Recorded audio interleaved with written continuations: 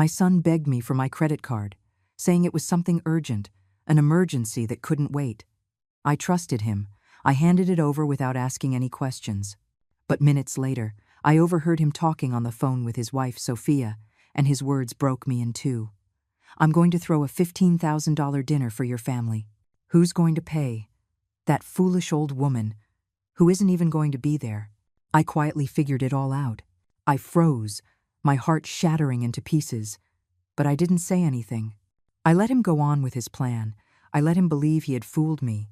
And when I arrived at that restaurant, when they were already celebrating at my expense, toasting with champagne that I was paying for, laughing at me without knowing I was about to walk in, when they finally saw me cross that doorway, they nearly choked in shock.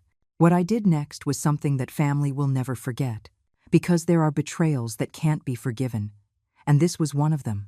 My name is Carol. I am 65 years old. I have been a widow for 7 years. My husband, Robert, died of a heart attack one Sunday afternoon while he was watering the plants in the yard. There was no time to say goodbye. One moment he was whistling an old song, and the next, he was gone. Just like that, my partner of 40 years was gone.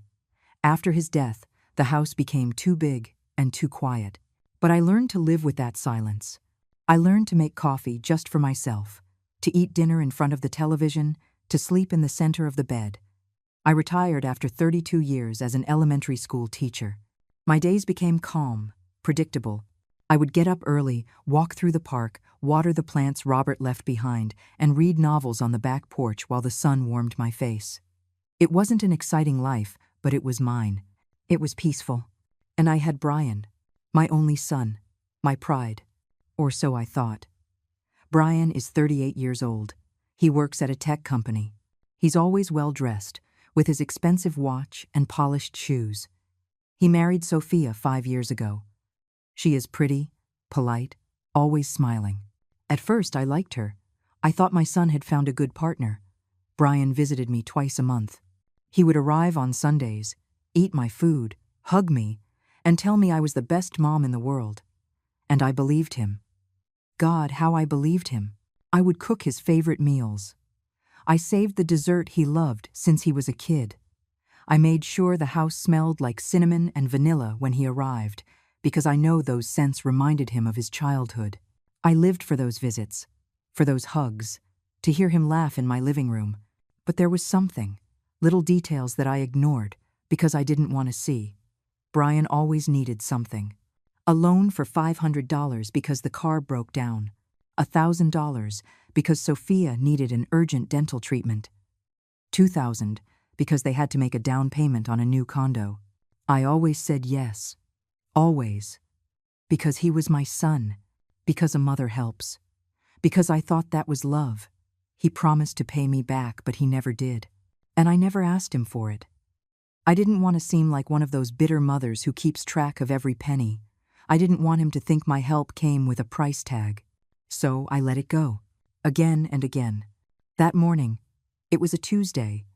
I remember I was making lemonade when my phone rang. It was Brian. His voice sounded agitated, nervous. "Mom, I need your help. It's urgent." My heart immediately sped up. "What happened, honey? Are you okay?" He took a deep breath. Yeah, I'm fine. But I need your credit card. Just for a few days. It's an emergency. Something with Sophia. Something medical. I can't explain right now, but I promise you it's important." I didn't hesitate for a second. "Of course, honey. When do you need it?" "Now, Mom. Can I swing by in 20 minutes?" "Of course. I'll be waiting." I hung up the phone with a tight knot in my stomach. A medical emergency. Sophia. Was she sick? Was it serious? I started imagining the worst. Cancer. Some urgent operation. An accident. When Brian arrived, he looked tense, but not desperate. That should have struck me as odd. He came in quickly, gave me a kiss on the cheek. "Thanks, Mom. You're an angel." I handed him my card without a second thought. He tucked it into his wallet, hugged me tight, and left, saying he would call me soon to explain everything. I closed the door and just stood there, with a strange emptiness in my chest. Something didn't feel right, but I tried to ignore it. 2 days later, I went to the bank. I needed to pull out some cash to pay the gardener. The line was long, as always. I waited patiently. In front of me was an older woman with a cane. Beside me, a young man was checking his phone. And then I heard it. A familiar voice. Too familiar. I turned slowly and saw him. Brian. He was a few feet away, his phone pressed to his ear, talking in a low voice, but not low enough. And what I heard froze my blood. Babe, it's all set. I booked the most expensive restaurant in the city. It's going to be an incredible dinner. $15,000. Can you imagine? Your parents are going to be so impressed. They're going to see their son-in-law isn't just anybody. There was a pause. Then, Brian let out a laugh. A laugh I had never heard from him. Cold. Arrogant. Who's going to pay? That foolish old woman, my mother. I asked for her card and she gave it to me without a single question. She's not even going to be at the dinner. She has no idea. I felt the floor move beneath my feet. The walls of the bank seemed to be closing in on me. My breathing became shallow, rapid. My hands started to shake. That foolish old woman, my mother. The words bounced inside my head like bullets. I couldn't move. I couldn't think. I could only hear that laugh. That damn laugh. Brian kept talking. Don't worry. She never checks her statements. And even if she did, I'd just tell her it was for your medical treatment. She buys everything. She's just too naive. Another laugh, another stab in the back. I don't know how long I stood there, paralyzed, trying to process what I had just heard. When I could finally move, I walked out of the bank without withdrawing the money. I walked to my car. I sat down. I closed the door. And there, in the silence of my car, something inside me broke. But I didn't cry. I didn't scream. I didn't do any of that. Instead, I felt something cold and hard being born in my chest. Something I had never felt before. Betrayal, fury, and an icy clarity that cut like a knife. My son had used me. He had lied to me. He had called me a foolish old woman. And worst of all, he thought I was too stupid to realize it. But he was wrong. In that moment, as my hands stopped shaking and my breathing calmed, I knew exactly what I was going to do. I wasn't going to confront him. I wasn't going to cry to him. I wasn't going to beg for explanations. I was going to wait. I was going to plan. And when the time came, I was going to destroy him. I drove back home in complete silence. I didn't turn on the radio. I didn't open the windows. Just the hum of the engine and the dull beat of my heart. When I got home, I locked the door, left my purse on the entryway table, and stood in the middle of the living room. The same living room where Brian had grown up, where he took his first steps, where he played with his toy cars while I cooked, where he hugged me every time he was scared. That room now felt different, as if every happy memory had been a lie. I sat on the sofa and took a deep breath. I wasn't going to fall apart. I wasn't going to cry like a victim. Because I wasn't a victim. I was a woman who had just opened her eyes, and now that they were open, I was never going to close them again. I picked up my phone and dialed the number for the bank. An operator answered with a friendly voice. Good afternoon. How can I help you? My voice came out calm, steady. I need to review the charges on my credit card from the last 3 days. She asked for my information, verified my identity, and then I heard the typing on her computer. Mrs. Carroll, I see a pending authorization charge here for $15,000 at the Sterling Room restaurant. It was made last night. $15,000. There it was. The confirmation. I hadn't imagined it. I hadn't misunderstood anything. My son had really done this. Has the charge already been processed? I asked. No, ma'am. It's still pending authorization. It will be processed after the event. Perfect. That gave me time. I need to know the date and time of the event. The operator hesitated for a moment. It says here it's for this Saturday at 8 o'clock at night. 3 days. I had 3 days to prepare. Thank you. One more thing. I want you to be alert. Any charge that comes from that card needs my direct verbal authorization. Understood? Of course, ma'am. I'm noting it on your profile. I hung up, and a small, cold smile appeared on my lips. Then I called my friend Catherine. Catherine is a lawyer. She's been practicing for 30 years and is one of the few people I trust completely. We met when our sons were in the same school. She was always direct, smart, a straight shooter. Carol, what a surprise. How are you? Catherine, I need your help. It's urgent. My tone alerted her immediately. Tell me, what happened? Every word, every detail. The urgent call, the supposed medical emergency, the conversation I overheard at the bank, the $15,000 charge. Catherine was silent for a few seconds after I finished. Then her voice sounded furious. That bastard. Carol, what he did is fraud. Credit card fraud. You can press charges. I know, I replied calmly, but I want something more. I want to change my will. I want to cut him out of my inheritance. I want it legally clear that he will receive nothing from me. Catherine took a deep breath. I can have the papers ready by tomorrow. But, Carol, are you sure? He's your son. Not anymore, I said with a coldness that surprised even me. He's not my son anymore. That night, I didn't sleep. I sat on the porch, wrapped in a blanket, watching the stars. I thought about all the years I spent raising Brian, the sleepless nights when he had a fever, the times I worked overtime to pay for his college, the sacrifices I made so he could have a better life than mine. And I wondered, at what point did I stop being his mother and become his ATM? At what point did I stop being a person to him and just become a resource? A foolish old woman. Those words kept echoing. But they didn't hurt me anymore. Now they only gave me strength. Because every time I remembered them, they reaffirmed my decision. There was no turning back. The next day, I went to Catherine's office. She already had everything prepared. A new will, clean, clear.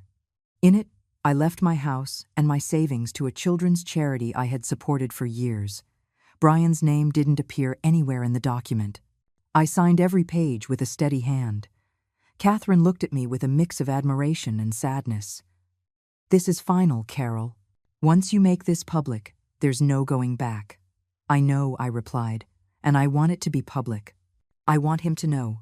I want him to understand that his actions have consequences. Catherine nodded and put the papers in a manila envelope. When do you want me to deliver it? Saturday. At the restaurant. Catherine raised her eyebrows. You're going? Of course I'm going. A smile appeared on Catherine's face. Then I'm going too. I wouldn't miss this for the world. After Catherine's office, I went to the restaurant. The Sterling Room. An elegant place in the center of the city, with huge windows, crystal chandeliers, and ivory tablecloths. I asked to speak with the manager, a man in his 50s, with an impeccable suit and refined manners. Ma'am, how can I help you? I have a reservation under the name Brian Miller for this Saturday at 8 o'clock at night. The manager checked his computer. Yes, here it is. A private dinner for 12 people. Full menu with premium wines, all paid for with the card ending in 3217. My card. Exactly, I said calmly. That is my card, and I am the one who will be paying for that dinner. The manager seemed confused. You are Mrs. Carroll. That's right. But Mr. Bryan said you would not be attending the event. Mr. Bryan was mistaken. I replied with a cold smile. I will be there, and I need you to reserve a table for me. Separate, from where I can see everything without them seeing me right away. The manager looked at me with curiosity but nodded professionally. Of course, ma'am. I'll reserve a table for you on the mezzanine level. It has a full view of the private room they will be occupying. Perfect. One more thing. When I give the signal, I need you to approach his table with the bill and tell him in front of everyone that the charge could not be processed. The manager hesitated. Ma'am, that would be very uncomfortable for Mr. Bryan. Exactly, I said, looking him straight in the eye. That's the point. The next 2 days were strange. Brian called me once. Hi, Mom, how are you? His voice sounded casual, relaxed, as if nothing had happened. Fine, honey, I replied with the same tranquility. And Sophia? She's better now. There was a small pause. Better? Yes, from her medical emergency. The reason you needed my card. Another pause. Oh, right. Yes, she's much better. It was something minor in the end. Thanks for asking. Liar. Blatant liar. But I didn't say anything. I just smiled to myself. I'm so glad. Honey, take care. You too, Mom. Love you. Love you too. I lied. And I hung up. Friday night. I prepared my clothes for the next day. I chose a dark green dress. Elegant but simple. Black, low-heeled shoes. A pearl necklace that Robert gave me for our 30th anniversary. I put on light makeup. I wanted to look good. I wanted to look strong. I wasn't going to arrive like a broken mother begging for explanations. I was going to arrive like a woman who knows her worth, like someone who no longer had anything to lose. I looked at myself in the mirror for a long time. The woman looking back at me was no longer the same one who had handed over that credit card with blind trust. This woman had harder eyes, a firmer jaw. This woman had learned that love is not enough when there is no respect, and that family is not a shield for abuse. Saturday dawned clear. I had a quiet breakfast. Black coffee, toast, fruit. I read the newspaper. I watered the plants. I did everything with a deliberate calm, as if it were any other day. But inside, I felt an electric current running through my veins. Anticipation, justice pending. At 7 o'clock in the evening, Catherine picked me up. She was carrying a black briefcase with the documents. Ready? She asked. More than ready, I replied. During the drive to the restaurant, neither of us spoke much. There was no need. Catherine drove confidently, and I watched the city lights pass by the window. I thought about Brian, about how he must be at that moment, getting dressed, preparing for his big night, for his moment of false glory, not knowing that his mother, that foolish old woman, was about to take everything away from him. We arrived at the restaurant at 7:40. Catherine parked the car half a block away. From there, we could see the main entrance, the warm lights, the golden sign that read, "The Sterling Room, elegant people coming and going." "Want to wait a few minutes?" Catherine asked. "Yes, I want them to arrive first. I want them to get settled, to feel safe." Catherine nodded and turned off the engine. We sat there, in silence, waiting. At 7:55, a black car pulled up in front of the restaurant. I recognized that car. It was Brian's. The doors opened, and he got out first. He was wearing a dark gray suit, white shirt, wine-colored tie. He looked confident, proud. He walked around the car and opened the passenger door. Sophia got out in a long champagne-colored dress, high heels, her hair up in an elegant bun. She looked beautiful. Behind them, another car parked. 4 more people got out. I recognized them from photos Brian had shown me once. Javier and Elena, Sophia's parents. 2 other people who must have been relatives. All well-dressed. All smiling. Brian shook Javier's hand firmly. He gave Elena a kiss on the cheek. He looked like the perfect son-in-law, the generous man, the successful one. It made me want to throw up. "They're inside," Catherine said quietly. "Let's go," I replied. We got out of the car. The cool night air hit my face. I took a deep breath. We walked toward the entrance with firm steps. The doorman opened the door for us with a bow. "Good evening, ladies." We entered the lobby. The place was as elegant as I remembered. Marble floors, enormous floral arrangements, soft piano music in the background. The manager saw us immediately and approached with a professional smile. "Mrs. Carroll, a pleasure to see you. Your table is ready." He guided us toward a discreet staircase that led to the mezzanine level. We went up slowly. From above, there was a perfect view of the private room where Brian and his group were already seated. I could see them clearly, but they couldn't see me. Perfect. I sat at my table. Catherine sat across from me. The manager handed us menus. "Would you like to order something?" "Just water for now," I said, without taking my eyes off the room below. "Of course. Let me know if you need anything." He retreated with a nod. From my position, I could see everything. Brian was at the head of the table, Sophia to his right, Javier to his left. The other relatives spread around. A waiter had already served them glasses of champagne. Brian raised his. Although I couldn't hear his words from that distance, I saw his mouth move.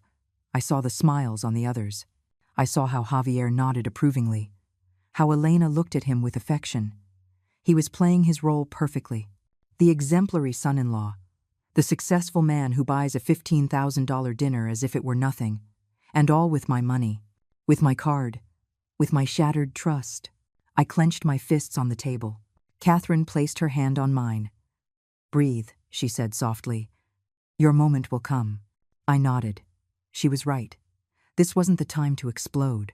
This was the time to observe, to wait, to let him dig his own grave a little deeper.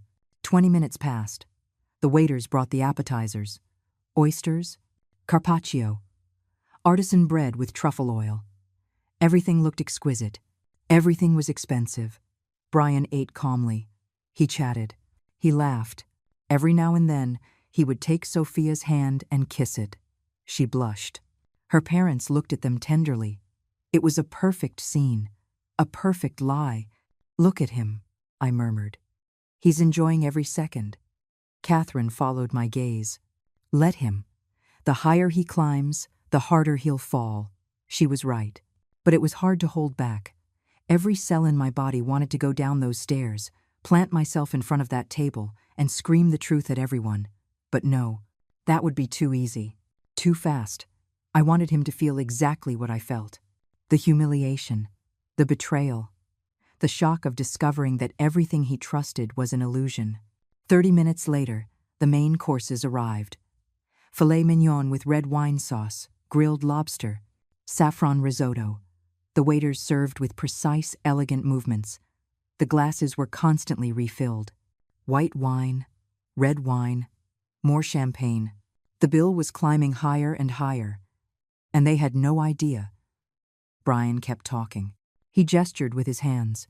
He was telling some story that made everyone laugh.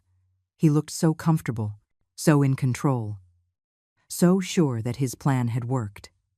I took out my phone and sent a message to the manager. "I'm ready. Proceed." I saw him check his phone. He looked up at me and nodded discreetly. My heart started beating faster. Catherine leaned forward. "It's time?" "It's time," I replied. The manager disappeared for a few moments. Then he reappeared with a white envelope in his hand. He walked steadily toward the private room. I watched as he approached Brian's table, how he leaned in slightly and said something in his ear. Brian's expression changed, from relaxed to confused, then to worried. He took the envelope the manager extended to him. He opened it, pulled out a piece of paper. He read it, and I watched his face turn pale, completely pale. Sophia noticed immediately. She touched his arm. "What's wrong, honey?" Brian didn't answer. He just stared at the paper with wide eyes. Javier realized it too. "Brian, everything all right?" The manager was still standing by the table, hands clasped in front of him, waiting. Brian finally looked up. "There must be a mistake," he said, his voice tense. "There has to be a mistake." The manager shook his head politely. "I'm afraid not, sir." The card was declined. The charge could not be processed. Silence. A dense, uncomfortable silence spread across the table. Sophia blinked several times. "Declined? But you said it was your mom's card, that she had lent it to you." Brian swallowed hard. "Yes, it's her card, but I don't understand why it was declined. It must be a problem with the bank." The manager maintained his professional tone. "Sir, I contacted the bank a few minutes ago. They informed me that the cardholder canceled the authorization for the charge." Brian froze. "Canceled? My mom canceled?" "Yes, sir." Javier frowned. "I don't understand. Your mother knows about this dinner?" Brian opened his mouth, but no words came out. Sophia was looking at him with a mix of confusion and something that was starting to look like fear. "Brian, you said she gave you permission. Did she know what it was for?" I thought." Brian stammered. Elena exchanged a look with her husband. The rest of the guests looked at each other, uncomfortable. The manager cleared his throat softly. "Sir, we need to resolve the payment issue before we can continue with the service. The current bill is $11,200, and that's before dessert and coffee." Brian took out his wallet with shaking hands. He opened it, took out a card. "Use this one." The manager took the card and walked away. Brian tried to smile. "Sorry, everyone. Just a misunderstanding with the bank. Everything is under control.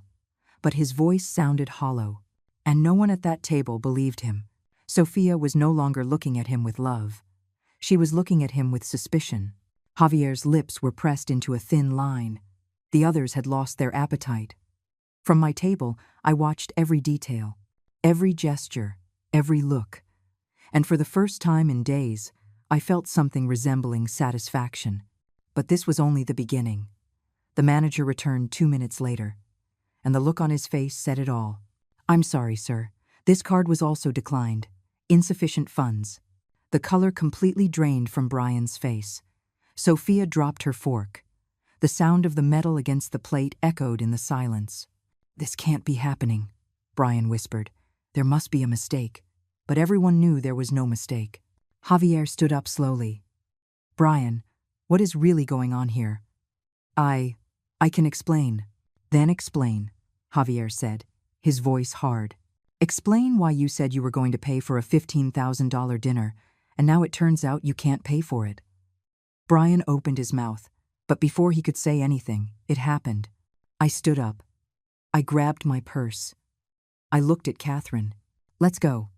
She nodded and stood up too, briefcase under her arm. We started down the stairs, slowly, with dignity. Each step echoed in the quiet restaurant.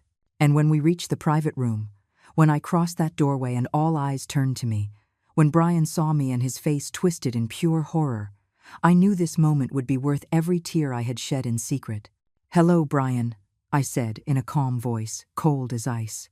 "I hope I'm not interrupting your big dinner." The silence that followed my words was absolute. No one moved. No one breathed. They all stared at me as if I had appeared out of nowhere, like a ghost who shouldn't be there. But I was there, and I wasn't going anywhere. Brian was frozen in his chair, his mouth slightly open, eyes wide. His face had gone from pale to a sickly grayish color. Sophia looked at me, not understanding what was happening. Javier and Elena exchanged confused glances. The rest of the guests just watched the scene with a mix of curiosity and discomfort. Catherine stood beside me, serious, professional, her black briefcase clutched to her chest. The restaurant manager watched us from a discreet distance, waiting. I had rehearsed this moment in my mind hundreds of times over the last few days. I had imagined different versions of this scene. But now that I was here, now that I had everyone's eyes fixed on me, I discovered I didn't need an elaborate speech. The truth was enough. "Mom." Brian finally found his voice, but it sounded strangled, weak. "What? What are you doing here?" It wasn't a question. It was an accusation disguised as surprise. I approached the table with measured steps. My heels clicked against the wooden floor. "What am I doing here?" I repeated calmly. "Well, I came to the dinner that my son organized with my credit card.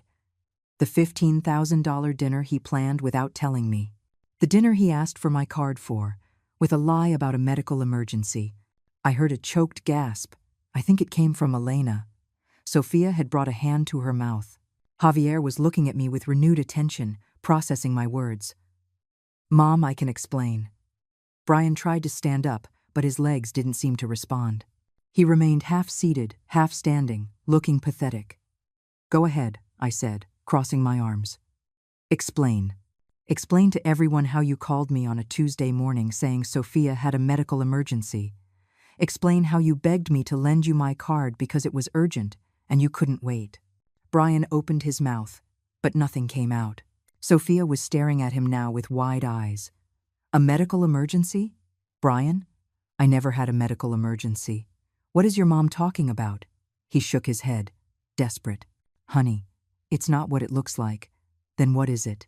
Sophia's voice had gone up an octave. "Because as far as I knew, you were going to pay for this dinner with your money. With your card. With the bonus you got from work." I smiled without humor. "A bonus from work? How interesting." Because what I heard was something very different. I took another step closer to the table. Brian instinctively recoiled. "Do you want me to tell them exactly what I heard, son? Or would you rather do it yourself?" "Mom, please." His voice was a plea. "Don't do this." "Don't do what? Not tell the truth? Not reveal in front of everyone what you really think of me?" My voice remained calm, but every word came out sharp as a knife. Javier stood up completely. He was a tall man, broad-shouldered, with an imposing presence. "Ma'am, with all due respect, I think we deserve to know what's happening here." I looked him directly in the eye. "You're absolutely right, Javier. Let me tell you exactly what's happening. 3 days ago, my son asked me for my credit card. He told me his wife, your daughter, had a medical emergency. I, like the trusting, foolish mother I am, gave it to him without asking questions." I paused. 2 days later, I went to the bank. And there, by chance, I overheard my son talking on the phone. He was talking to Sophia. All eyes turned to her. Sophia shook her head, confused. "I don't know what she's talking about. Brian didn't call me that day." "Oh, he didn't?" I said, raising my eyebrows. "Then maybe you remember a conversation where he told you he had booked the most expensive restaurant in the city to impress your family, where he told you he was going to throw a $15,000 dinner so your parents could see their son-in-law wasn't just anybody." Sophia's face turned red. He told me that, but he said it was his money." "His money?" My laugh came out sharp, bitter. "No, dear. It was my money. My card. My life savings from a lifetime of work." I turned back to Brian. "But the best part was when you said who was going to pay for this dinner. Do you remember? Because I remember it perfectly. You said, 'That foolish old woman, my mother.' I asked for her card, and she gave it to me without a single question. She's not even going to be at the dinner. She has no idea." The silence that followed was deafening. Elena put a hand to her chest. Javier clenched his jaw. The other guests looked at each other with shocked expressions. And Sophia. Sophia had stood up and was looking at Brian as if seeing him for the first time. "You said that." Her voice was shaking. "You called your mother a foolish old woman?" "Honey, I didn't. It was taken out of context." Brian tried to get closer to her, but Sophia recoiled. "Context?" Javier intervened with a voice like thunder. "What context justifies calling your own mother that? What context justifies lying to her and stealing her credit card?" "I didn't steal anything." Brian finally exploded, desperate. "She gave it to me. She lent it to me." "I lent it to you because you lied to me," I said in a glacial voice. "I lent it to you because I thought your wife was sick. I lent it to you because I trusted you, because you are my son. Or you were." Those last words landed like stones. Brian looked at me with shining eyes. "Mom, please. Forgive me. It was a mistake. I didn't mean those things. I was just trying to impress Sophia, to make a good impression on her family. And the only way you found to make a good impression was by stealing from me and humiliating me?" I shook my head. "No, Brian. This wasn't a mistake. This was a decision. A calculated, cold, deliberate decision." Catherine stepped forward. "If you'll allow me," she said in a professional voice. "I am Mrs. Carroll's attorney, and there are some legal matters we need to clarify." She opened her briefcase and took out several documents. First, the use of Mrs.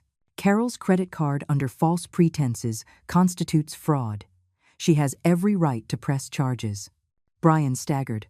"No, you can't do that. I'm your son." "Exactly," I replied. "You are my son, and that makes what you did even worse," Catherine continued. "Second, Mrs. Carroll has modified her will. Effective immediately, you, Brian Miller, are excluded from any inheritance. You will not receive the house, nor the savings, nor anything that belongs to your mother." The color drained from Brian's face again. "What? No, you can't do that." "Yes, I can," I said firmly. And I did. Catherine took out another document. "This is the new will, signed and notarized yesterday. Everything is being left to a children's charity that Mrs. Carroll has supported for years." Sophia collapsed into her chair, putting her hands over her face. Elena had tears in her eyes, but I don't know if they were from compassion for me or shame for her son-in-law. Javier was looking at Brian with absolute contempt. "I can't believe my daughter married someone like this," he said in a low voice, but one full of anger. "A man who steals from his own mother. A man who calls her a foolish old woman. A man who lies and manipulates." He turned to Sophia. "Honey, get up. we're leaving. Dad, I didn't know anything, Sophia sobbed. I swear, I didn't know he had stolen his mom's card. He told me it was his money. I know, sweetheart. Javier put a hand on his daughter's shoulder. I know you didn't know. But now that you do, you have to make a decision. Everyone looked at Sophia. She looked up at Brian, her mascara running from the tears. Why? She asked in a broken voice. Why did you do this? Brian tried to approach her again. Because I wanted your family to respect me. I wanted them to see I could give you everything you deserve. By stealing from your mom? Sophia shook her head. That's not love, Brian. That's not respect. I don't know what that is. But you disgust me. She stood up and walked over to her father. Javier put a protective arm around her. Elena joined them. The other guests had already stood up as well, clearly uncomfortable and wanting to get out of there as quickly as possible. Mrs. Carroll. Javier looked at me with respect. I am so sorry for what my son-in-law did to you. If there is anything we can do. There's nothing, I replied softly. This is between my son and me. Well, Javier nodded. I understand.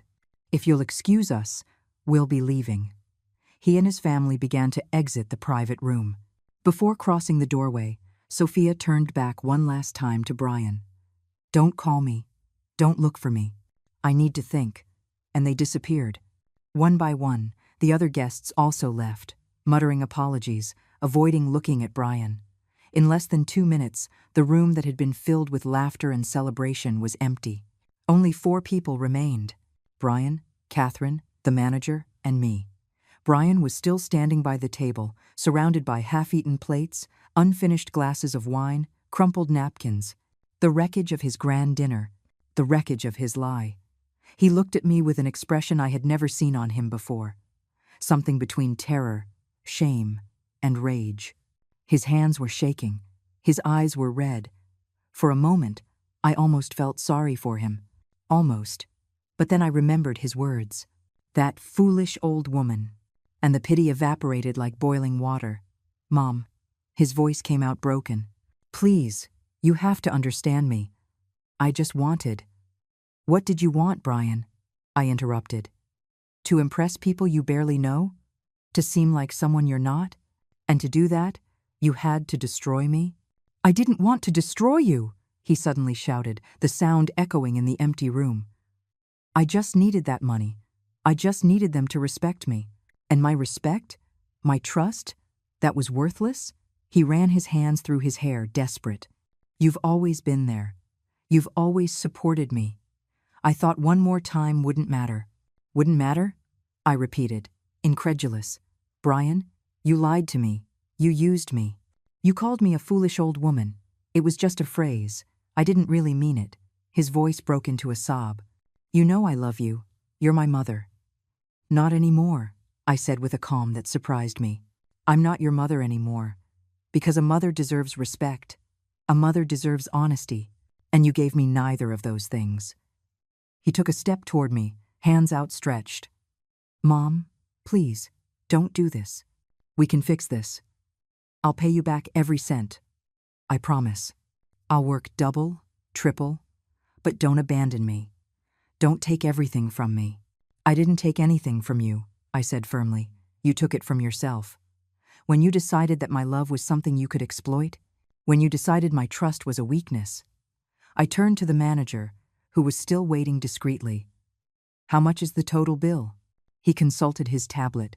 With everything consumed up to this point, it would be $13,500, ma'am. I took out my credit card. The same one Brian had used. Charge it to this card. Brian stared at me, wide-eyed. What are you doing? I'm paying the bill, I replied, as the manager processed the payment. Because unlike you, I honor my commitments. And I don't want this restaurant to suffer because of your lies. The manager returned my card with a grateful smile. Thank you very much, Mrs. Carroll. It has been a pleasure to serve you. I nodded. I put my card back in my purse. Then I turned to Brian one last time. There's something else you need to know. Catherine stepped forward and handed him an envelope. He took it with trembling hands. What is this? Open it, I ordered. Brian broke the seal with clumsy fingers. He pulled out several papers. His eyes scanned them quickly. With every line he read, his face grew paler. This says you filed a formal complaint for credit card fraud. That's right, I confirmed. What you did is fraud, Brian. It's a crime, and I have every right to report it. But I'm your son, he whispered. Not anymore, I repeated for the third time. A son doesn't do what you did to me. A stranger does. And that's how I'm going to treat you from now on. He shook his head, over and over, as if he could change reality with that gesture. You can't do this. I could go to jail. You should go to jail, I said, without emotion. But I'm not going to go that far. There's still a part of the mother in me that can't do that to you. So I'm going to give you a choice. He looked at me with desperate eyes, clinging to any hope. What choice? You are going to pay me back every cent you have taken from me over the years.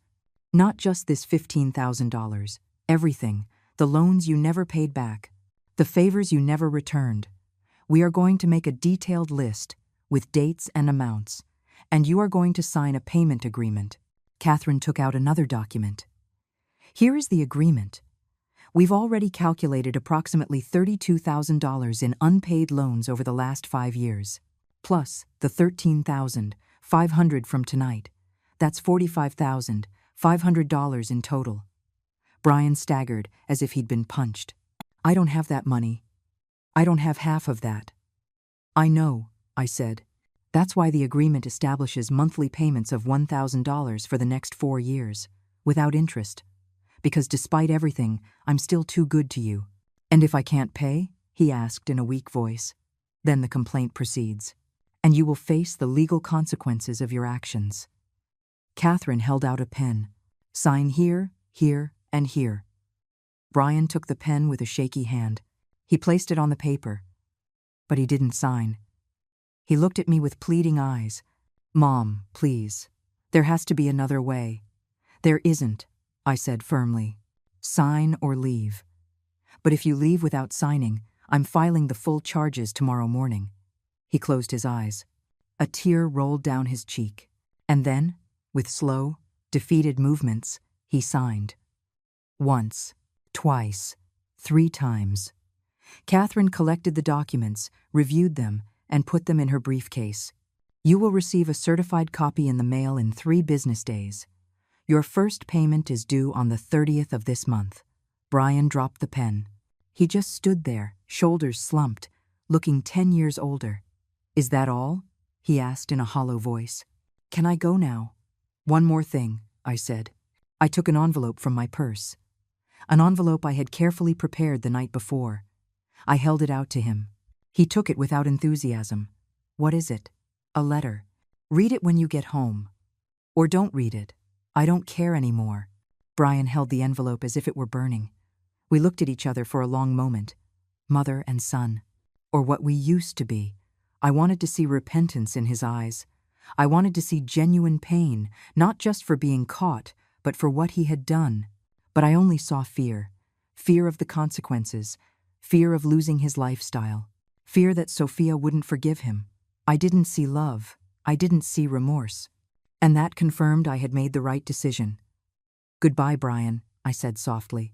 It was the first time in my life I had said goodbye to him without adding I love you. Without adding take care. Without adding I'll miss you. Just goodbye. He opened his mouth as if he was going to say something. But nothing came out. Finally, he lowered his head, turned around, and walked toward the exit.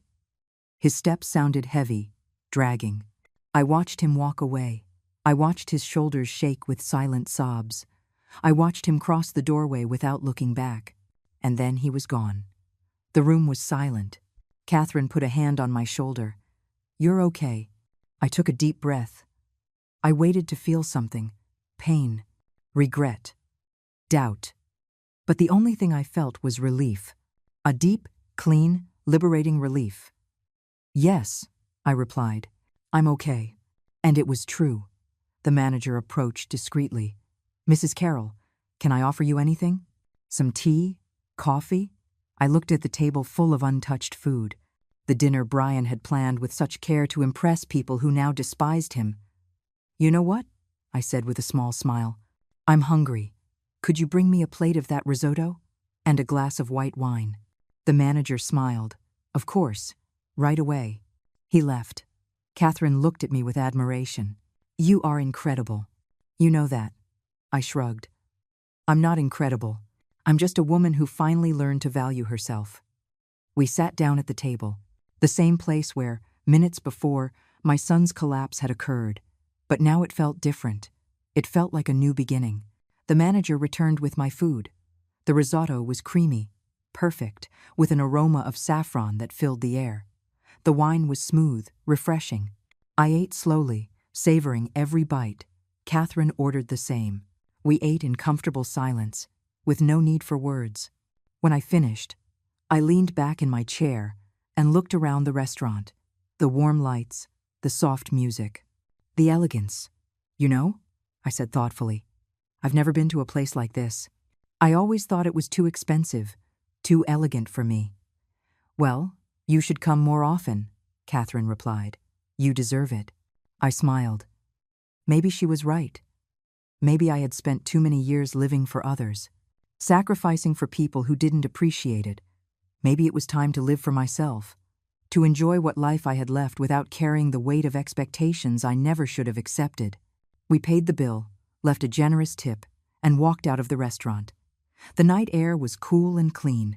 The stars were shining in the clear sky. I felt light, lighter than I had felt in years. Home? Catherine asked as we walked to the car. Home, I confirmed. And as we drove away from the Sterling room, I didn't look back once. I slept better that night than I had in months, maybe in years. There were no nightmares, no tossing and turning, no weight on my chest that had been with me ever since I heard Brian call me a foolish old woman. I woke up to the sunlight streaming through my bedroom window. The birds were singing in the yard. The air smelled like jasmine and damp earth. I lay in bed for a few minutes, just breathing, feeling the peace I had reclaimed. It was Sunday. Before, Sundays meant cooking for Brian, cleaning the house until it shined, making sure everything was perfect for his visit. I lived for those Sundays. But now, this Sunday was mine. Just mine. I got up slowly, made coffee, and went out to the porch with my steaming mug. Robert's plants greeted me with their bright green leaves. I sat in my favorite chair, the wicker one that creaks softly when you move. And for the first time in a long time, I didn't feel loneliness. I felt freedom. My phone rang around 10 in the morning. It was an unknown number. I hesitated to answer, but something told me I should. Hello? Mrs. Carroll? The voice on the other end was female, young, nervous. It's Sophia. Silence. I didn't expect to hear from her so soon. Sophia, I said in a neutral tone. I don't know if I should be talking to you. I understand, she replied quickly. I understand if you hate me. I understand if you never want to hear from me again. But I needed to call. I needed to tell you something. I waited. She took a deep breath. I didn't know anything. I swear on everything I love. Brian told me he had gotten a bonus at work. He told me he wanted to do something special for my parents. I never imagined he was using your money, your card, without your permission. Her voice broke. When you arrived last night and said those things, when I heard what he did to you, I felt like I was going to die of shame. Why are you calling me Sophia? I asked directly. What do you want from me? Nothing, she replied firmly. I don't want anything. I just wanted you to know that I wasn't an accomplice to it. And I wanted to apologize. Apologize for what? I said more softly. You didn't do anything wrong. But I married someone capable of it, she said with bitterness. I've been awake all night thinking, reviewing every conversation, every moment of these 5 years. And now I see things I ignored before. The times Brian mentioned you had given him money. The times he talked about you as if you were an obligation, not a mother. I justified it. I thought all children have friction with their parents. But this isn't friction. This is cruelty. I heard sobbing on the other end of the line. My parents are furious. My dad says he'll support me in whatever I decide, but if I stay with Brian, he won't be able to look him in the face. My mom cries every time I mention what happened. And I I don't know what to do. Sophia, I said slowly, I'm not going to tell you what to do with your marriage. That's a decision only you can make. Do you think he can change? She asked with a thread of hope.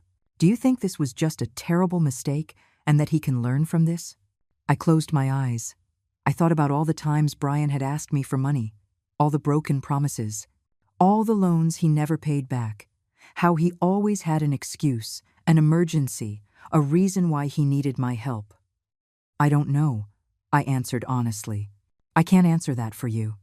What I can tell you is that people don't change because we want them to. They change when they decide to change, and only if they really want to. He's called me 50 times since last night, Sophia said. He sent me messages. He's telling me to forgive him, that he'll do better, that he loves me. And what do you feel? There was a long silence. I feel like I don't know him. I feel like I've been living with a stranger these 5 years. I feel that if he was capable of doing that to his own mother, what wouldn't he do to me when I'm older? When I'm no longer young and pretty? When I can no longer give him what he wants? It was an intelligent and painful question. You're right to think that, I said softly. Respect doesn't have an age, Sophia.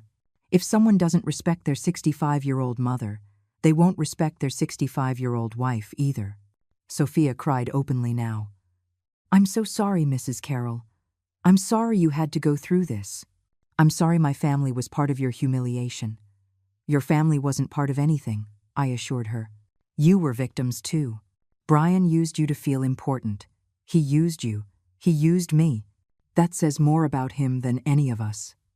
How do you manage to sound so calm? She asked with admiration mixed with sadness. After what he did to you, how can you speak without hatred? Because hatred would destroy me, not him, I replied. I've already lost enough because of my son's actions. I'm not going to lose my peace, too. We talked for a few more minutes. I gave her my blessing to make whatever decision she needed to make. I told her that no matter what happened with Brian, she didn't have to carry his guilt.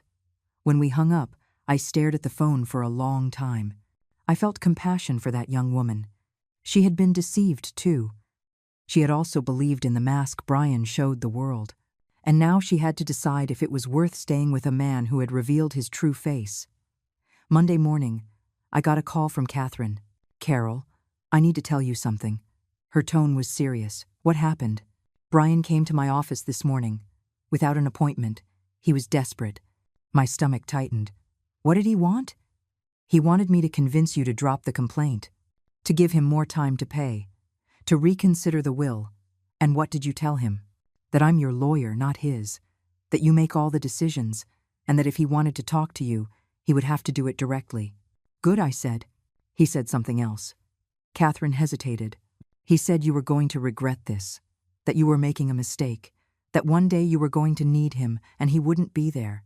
I felt a pang in my chest, not of pain, but of confirmation.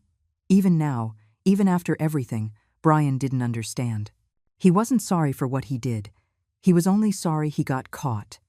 Thanks for telling me, I replied. Are you okay? Catherine asked with concern. I'm perfectly fine, I assured her. And it was true. The following days were strange. I found myself waiting for the phone to ring, waiting for Brian to show up at my door, waiting for something. But nothing happened.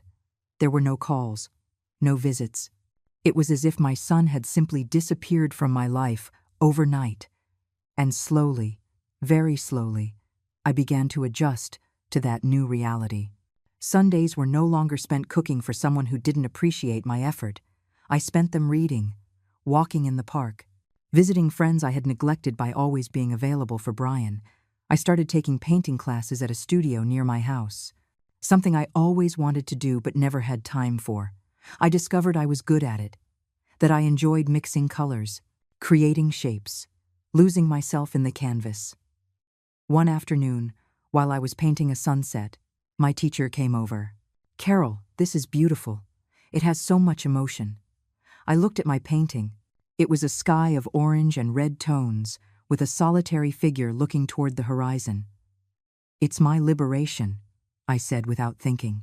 She smiled with understanding. She didn't ask any more questions.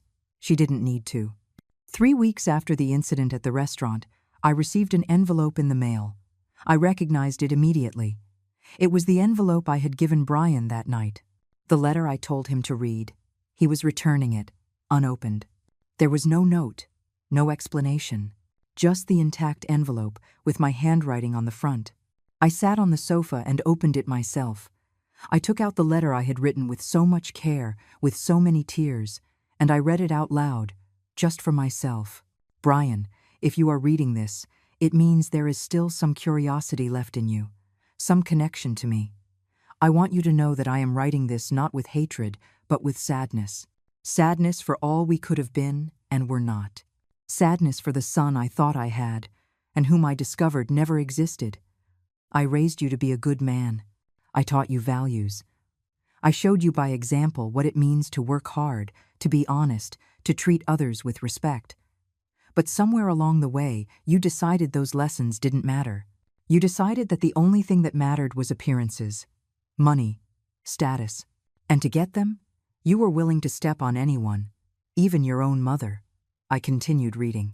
I don't hate you, Brian. I wish I did, because it would be easier. But I can't. You are my son. You will always be my son, no matter what any legal document says. But being my son no longer gives you the right to my time, my money, or my trust. Those things have to be earned, and you lost them. Maybe one day, many years from now, when you have truly grown up, when you have learned what genuine remorse means, we can talk. But that day is not today, and it probably won't be tomorrow. In the meantime, I wish you the best. I hope you learn from this. I hope you become the man I always believed you were, but I'm not going to wait for you anymore. I'm not going to sacrifice my peace for your comfort. It's time for both of us to go our separate ways, with sadness but without regret. Your mother. I folded the letter slowly. I put it back in the envelope, and I placed it in a box in the back of my closet, along with old photos and memories of a life that no longer existed. I closed the box. I closed the closet, and I realized that this symbolic act was exactly what I needed. I was closing a chapter and preparing to write a new one.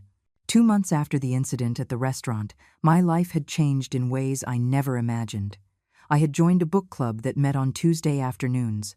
I met a group of incredible women, all my age, all with fascinating stories.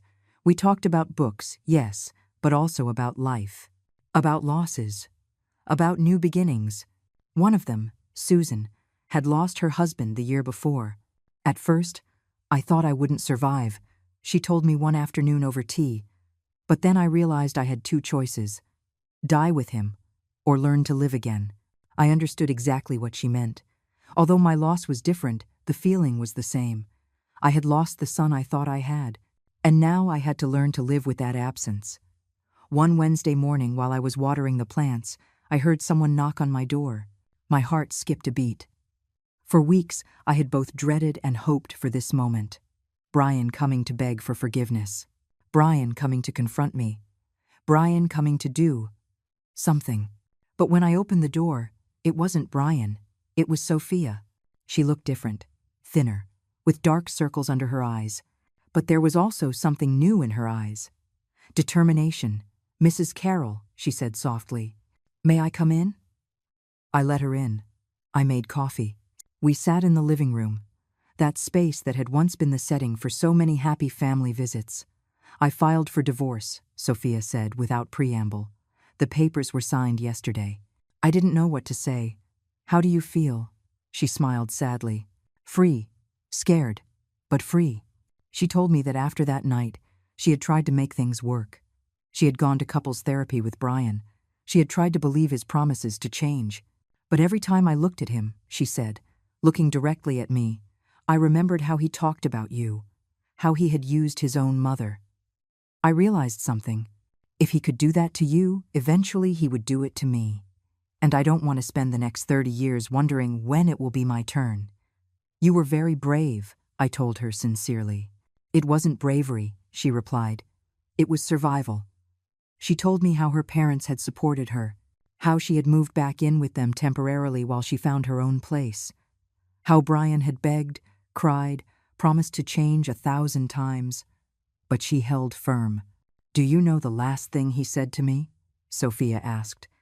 "He told me this was your fault, that you had poisoned me against him, that if you hadn't come to the restaurant that night, none of this would have happened."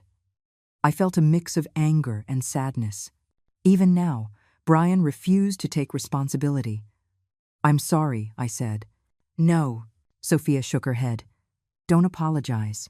Thanks to you, I was saved from years of misery. Thanks to you, I saw his true face before it was too late. Before we had children with him." Her eyes filled with tears. "Can you imagine if we had kids? What kind of father would he have been?" I didn't have to answer. We both knew the answer. Before she left, Sophia hugged me. It was a long, tight hug, full of shared gratitude and sadness. "Take good care, Mrs. Carroll. You deserve all the happiness in the world. You too, Sophia, you too." I watched her walk away, get into her car and drive off. And I felt a strange mix of emotions. Relief that she had escaped, sadness that my son had lost such a good woman, and also, if I was honest with myself, a little bit of hope. Hope that if Sophia could find the strength to start over, I could too. Brian's first payment arrived 3 days before the deadline. $1,000, exactly, transferred to my account. There was no message, no call, just the money. Catherine called to confirm. "At least he's sticking to the agreement," she commented. "Yes," I replied. "At least there's that. It was something. It didn't fix anything. It didn't erase what had happened. But it was a start, a silent acknowledgement that there were consequences." The months continued to pass. Autumn arrived with its golden leaves and crisp air. I celebrated my 66th birthday, surrounded by my new friends from the book club. They threw me a small surprise party at one of their homes. There was cake, wine, laughter. No one mentioned Brian. No one asked about my family. They just celebrated with me. They just made me feel loved for who I was, not for what I could give. That night, when I got home, I sat on my porch with a glass of wine. I looked at the stars. I thought about everything that had changed in these months. I had lost a son, but I had gained my dignity. I had lost a family, but I had gained a community. I had lost the illusion of unconditional love, but I had gained self-respect. And I realized something important, that sometimes the greatest betrayal can become the greatest liberation, that sometimes you need your heart to be broken to realize you deserve better. One afternoon in December, while I was shopping at the grocery store, I saw him, Brian. He was in the cereal aisle, reading a box with a concentrated expression. He looked tired, older. He had a few days' worth of stubble, and his clothes looked wrinkled. For a moment, I considered turning around, avoiding him, but something stopped me. Maybe curiosity, maybe the need to close that circle once and for all. I approached slowly. "Hello, Brian." He looked up sharply. When he saw me, his face went through multiple expressions: surprise, fear, shame, Mom. His voice was hoarse. We just stood there, in the middle of the grocery store, with the sounds of other shoppers in the background. Years of history between us. Months of silence. "How have you been?" I asked in a neutral tone. He shrugged. "Surviving. I work a lot. I pay what I owe. That's it." "And Sophia?" His face hardened. "She divorced me. I guess you already know." "I know. She came to see me." Brian clenched his jaw. "Of course she did. Everyone goes to you now. I'm the villain of the story." "You wrote that story," I said softly but firmly. "No one forced you to do what you did." He looked down. For a moment, I thought he was going to say something, that he was finally going to apologize for real, that he would show genuine remorse. But when he spoke again, his words confirmed that he still hadn't learned anything. "Are you happy now? You destroyed my life, just like you wanted." I felt a pang of disappointment, but not surprise. "I didn't destroy anything, Brian. You did that all by yourself." "You're my mother," he said bitterly. "You were supposed to support me no matter what." "And you're my son," I replied. "You were supposed to respect me no matter what, but you didn't." We looked at each other for a long moment, and then I knew with absolute clarity that this was the end, the real end. There would be no reconciliation, no emotional moment where he understood, and I forgave. This was all we were ever going to be from now on. Two strangers in a grocery store with a shared past. "Take care, Brian," I said finally, and I walked away. I didn't look back. I didn't wait for his response. I just kept walking toward the exit, with my shopping cart, with my new life, and when I got out to the parking lot and the sun hit my face, I smiled, because I was finally free. Christmas came with its usual mix of joy and melancholy. It was my first Christmas completely alone in 40 years. When Robert was alive, we decorated the house together. After he died, I did it for Brian. But this year, there was no one to decorate for, no one coming for dinner, no one to share gifts with. The first few days of December were hard. I saw the lights on my neighbors' houses.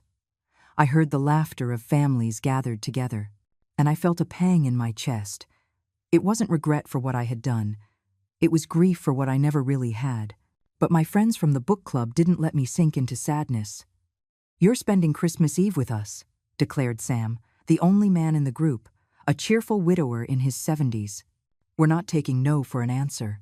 And that's how I ended up at a Christmas Eve dinner with 8 people I hadn't even known a few months ago, but who treated me with more affection than my own blood. Sam's house was tastefully decorated. Warm lights. A huge tree. Soft Christmas carols playing. We all brought something. I made my famous apple pie, the recipe my grandmother taught me when I was a girl. We ate, we laughed, we told stories. No one asked why I was alone. No one looked at me with pity. They just included me as one of them, as someone who belonged. At midnight, we toasted with sparkling cider. "To new beginnings," Sam said, raising his glass. "To the families we choose," Susan added.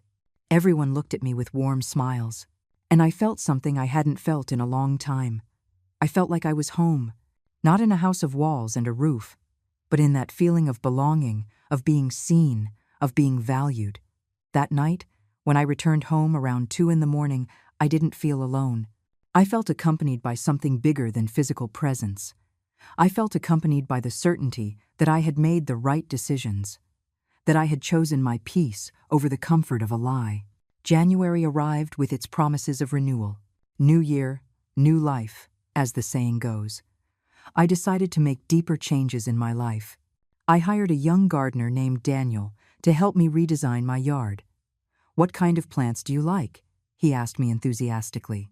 "I want flowers," I said without hesitation. "Lots of flowers, all different colors. I want my yard to be a place full of life." Daniel smiled. "Then we're going to create a paradise." And he did. For weeks he worked in my yard, planting roses, sunflowers, lavender, jasmine. Every time I went out on my porch, I saw more color, more beauty, more life. It was as if the yard reflected my own transformation. I also started to travel. Small trips at first. A weekend at the beach. 3 days in a nearby historic town. Places I always wanted to visit but never had time for because I was busy being the perfect mother, the dedicated wife, the woman who lived for others. On one of those trips, I met a man named Arthur, a retired history professor with kind eyes and an easy smile. We met in a museum. We were both looking at the same painting. "It's fascinating, isn't it?" he commented, pointing at the canvas. "The way it captures so much movement in one frozen moment." We started talking. About art, about history, about life. We walked through the museum together. Then we had coffee. And when we said goodbye, we exchanged numbers. "I'd like to see you again," he said sincerely. "If you'd like, of course." I hesitated. Part of me was terrified. It had been 7 years since Robert died. I hadn't looked at another man since. But another part of me, the part that had learned to live again, said yes. "I'd like that," I replied, and I meant it. Arthur and I started seeing each other regularly. Quiet dinners, walks in the park, conversations that lasted for hours. It wasn't a passionate movie romance. It was something softer, more mature. It was companionship. It was mutual respect. It was someone who saw me as a whole person, not as a means to get something. One afternoon, while we were having coffee on my porch surrounded by my new flowers, Arthur asked me about my family. I had avoided the subject for weeks, but finally, I told him everything. Brian's betrayal. The dinner at the restaurant, the confrontation, the estrangement. Arthur listened without interrupting. When I finished, he was silent for a few moments. "That must have been devastating," he said finally. "It was," I admitted, "but it was also liberating. Do you ever think about reconciling with him?" The question took me by surprise. I used to think so, that eventually he would mature, apologize for real, and we could find a way to rebuild our relationship. But now I understand that will probably never happen. And I'm at peace with that. Arthur nodded thoughtfully. My father abandoned me when I was a kid. For years, I waited for him to come back, to apologize, to explain why he left. He never did. And at some point, I realized I was wasting my life waiting for something that was never going to come. "And how did you get over it?" I asked. "I stopped waiting," he replied simply. "I stopped putting my happiness in the hands of someone who didn't value it. And I started building my own life, a life that didn't depend on his approval or his presence." His words resonated deeply with me, because that was exactly what I was doing. Building a life that didn't depend on Brian. A life where my worth wasn't tied to being the perfect mother to a son who didn't respect me. Arthur took my hand across the table. "You are an extraordinary woman, Carol. What you did took tremendous strength. Many people would have stayed in that toxic relationship for fear of being alone." "I almost did," I confessed.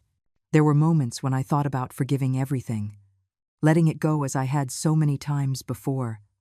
But something in me had changed. I couldn't live that lie anymore. "And look where you are now," he said with a smile. "In a beautiful garden, surrounded by people who appreciate you, building a new life." He was right. And for the first time in a long time, when I thought about the future, I didn't feel fear. I felt curiosity, expectation, excitement to see what would come next. Brian's payments continued to arrive punctually every month. $1,000. Never a day late.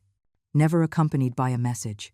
Just the money appearing in my account, like a silent reminder that consequences were real. Catherine kept me informed. "He's met every payment so far," she would report. "That's good." "Yes," I would reply. But I didn't feel joy about it. I didn't feel anything, really. It was simply something that had to happen. A debt that had to be paid. Nothing more. One day in March, 6 months after the incident at the restaurant, I received a letter. The return address was Brian's. My first impulse was to throw it away unopened. But Arthur, who was with me that day, encouraged me to read it. "Maybe it's important," he said gently.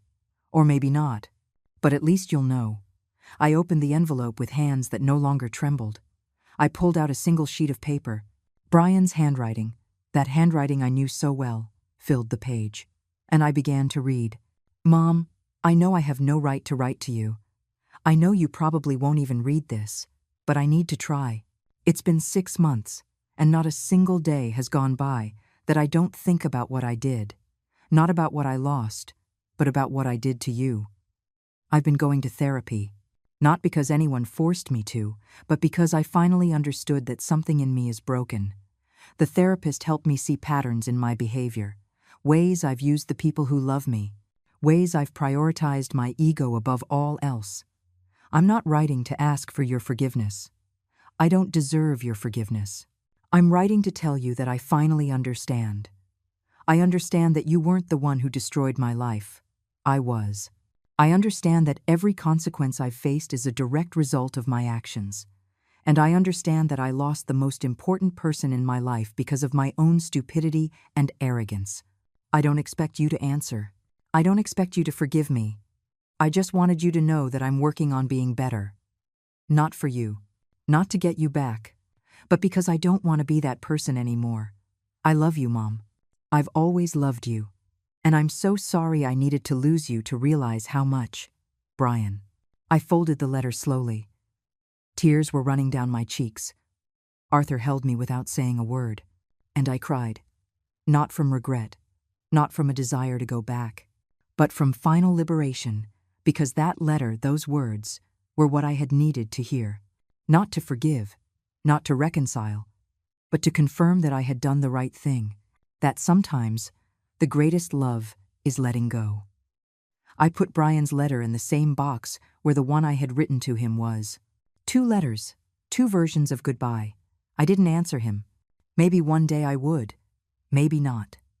But at that moment, I didn't need to. His words had been enough, not as a bridge to reconciliation, but as closure, as confirmation that we were both following our own paths. And that was okay. A full year passed since that night at the restaurant. A year of transformation. A year of learning. A year of rediscovering myself. I celebrated my 67th birthday, surrounded by the people I had chosen as my family. Arthur was there, with a bouquet of flowers the same color as my garden. My book club friends brought handmade gifts. Sam made his famous chocolate cake. Daniel, my gardener, arrived with a special plant he had been growing just for me. It was a rare orchid with lavender-colored petals. It takes years to bloom, he explained with pride, but when it does, it's the most beautiful thing you'll ever see. I looked at that orchid and understood the symbolism. I, too, had taken years to bloom. Years of living for others. Years of sacrificing. Years of believing my worth depended on how much I gave. But now, finally, I was blooming. And it was beautiful. During dinner, Susan proposed a toast. To Carol, the bravest woman I know. The woman who taught us it's never too late to choose yourself. Everyone raised their glasses, and I felt something expand in my chest. Gratitude. Love. Peace. It wasn't the family I had planned. It wasn't the life I had imagined. But it was real. It was mine. And it was more than enough. That night, after everyone had left, I sat on my porch as I had so many times before. But this time, I wasn't looking back. I was looking forward, toward the possibilities, toward the trips I wanted to take, toward the books I wanted to read, toward the experiences that still awaited me. Arthur had stayed to help me clean up. Now he was sitting next to me, holding my hand. "What are you thinking about?" he asked softly. "About how far I've come," I replied. "About the woman I was a year ago and the woman I am now. Do you regret anything?" I thought carefully before answering. I regret taking so long to see the truth. I regret the years I wasted being invisible in my own life. But I don't regret setting boundaries. I don't regret choosing myself. That's wise, Arthur said, and brave. I don't feel brave, I admitted. I just feel free. We sat in silence, listening to the sounds of the night, the crickets, the wind in the leaves, life continuing around us. "You know what the strangest part is?" I said after a while. "Sometimes I still miss the illusion. I miss believing I had a son who loved me. I miss the comfort of that lie. But I would never trade the truth for that comfort. Never." The months continued to pass. Brian's payments continued to arrive. 18 months, 20 months, 2 full years. $44,000 paid of the $45,000. $500 he owed. There was only one payment left. Part of me wondered what would happen next. If Brian would try to contact me once the debt was settled. If he would think that erased everything that had happened. But another part of me, the wiser part, knew it didn't matter. Because I was no longer waiting for anything from him. I no longer needed his repentance to be at peace. I no longer needed his love to feel complete. The last payment arrived on a Tuesday in October. $1,500. $500 more than he owed. Catherine called me immediately. "Carol," Brian completed the payment. And he added an extra $500. "Did it come with a message?" I asked. "Just a brief note. It says, 'Thank you for giving me the chance to make things right.' That's all." I closed my eyes. I took a deep breath. "Okay," I said finally. "Close the case. The debt is settled. Do you want me to send any message to him from you?" "No," I replied without hesitation. "There's nothing more to say." 3 years after that night at the restaurant, I married Arthur. It was a small ceremony in my garden, surrounded by all the flowers Daniel had planted. Only our closest friends were there. There was no blood family. There was no Brian. And I didn't miss him. When Arthur put the ring on my finger, when he kissed me under the rose arch. I felt like I had finally come home, not to a place, to myself. Sometimes, on quiet nights, Arthur asks me if I think about Brian. Sometimes, I admit, but not with pain anymore, just with acceptance. "Do you think you'll ever talk again?" he asked me once. "I don't know," I answered honestly. Maybe. Maybe in many years, when we've both grown even more. Or maybe not, and that's okay either way, because I learned something fundamental on this journey. I learned that love is not enough without respect. That family isn't a right, it's a privilege that is earned every day. That forgiving doesn't mean forgetting or allowing abuse to continue. And above all, I learned that sometimes the most painful betrayal can become the greatest gift, because it forced me to open my eyes. It forced me to value myself.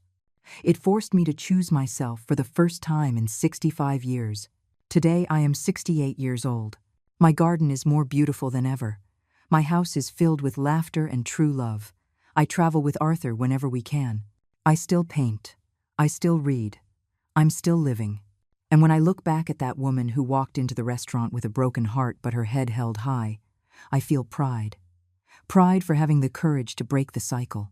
Pride for having chosen the truth over comfort. Pride for having understood that I deserved more. Because in the end, that night at the Sterling Room wasn't the end of my story. It was the beginning. The beginning of a life where I was the protagonist, not a supporting character in someone else's life. And that made every tear, every moment of pain, every night of doubt, absolutely worth it. Sometimes betrayal is the best liberation, and I was liberated.